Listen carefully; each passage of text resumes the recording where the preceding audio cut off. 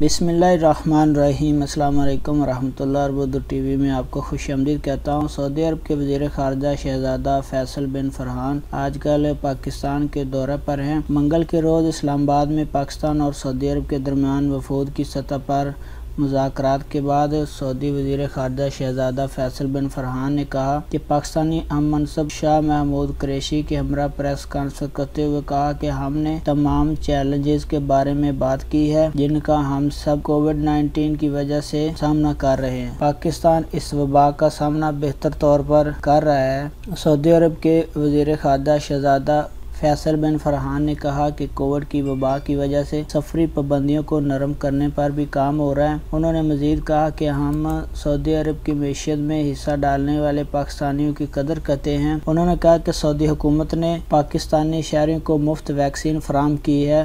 اپنے وعدوں کے مطابق وہاں رہنے والے پاکستانی کمیونٹی کے لیے 17 لاکھ افراد کو مفت ویکسین بھی لگائی جا رہی ہے۔ سعودی وزیر نے مزید کہا کہ یہ میرا اسلام آباد کا دوسرا دورہ ہے۔ پاکستان کی حکومت اور عوام کی جانب سے گرم جوش ان کی میزبانی کا شکریہ ادا کرتا ہوں۔